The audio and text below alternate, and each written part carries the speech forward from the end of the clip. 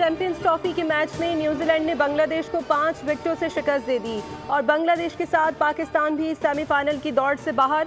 Rawalpindi cricket stadium में खेले गए मैच में बांग्लादेश ने पहले खेलते हुए न्यूजीलैंड को जीत के लिए 237 रन का हदफ दिया, जिसे कीवी टीम ने 5 विकेटों के नुकसान पर पूरा कर लिया। न्यूजीलैंड और भारत सेमीफाइनल में पहुंच गए। पाकिस्तान टीम को ग्रुप के दोनों मैचेस में शिकस्त हुई थी। जुमेरात को होने वाला पाकिस्तान बांग्लादेश मैच रस्मी हैसियत इख्तियार कर गया। इतवार को होने वाला भारत न्यूजीलैंड मैच ग्रुप की टॉप टीम का फैसला करेगा।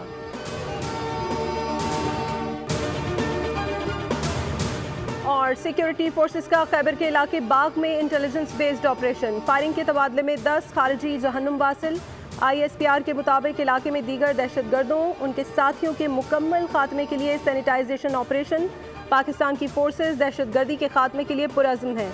सदर, वज़ीर आज़म और वज़ीर दाखिला का सिक्योरिटी फोर्सेस को खिराज तहसीन।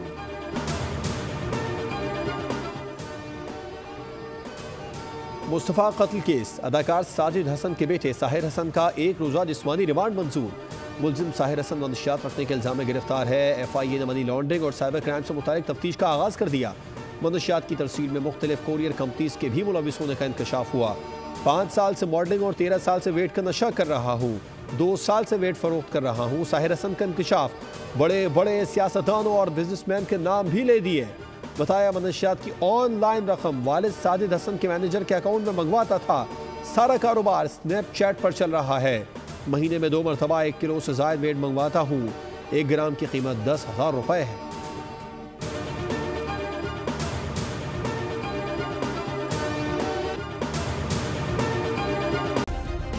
सब्सक्राइब करें और बेल दबाएं ताकि कोई खबर रह न जाए।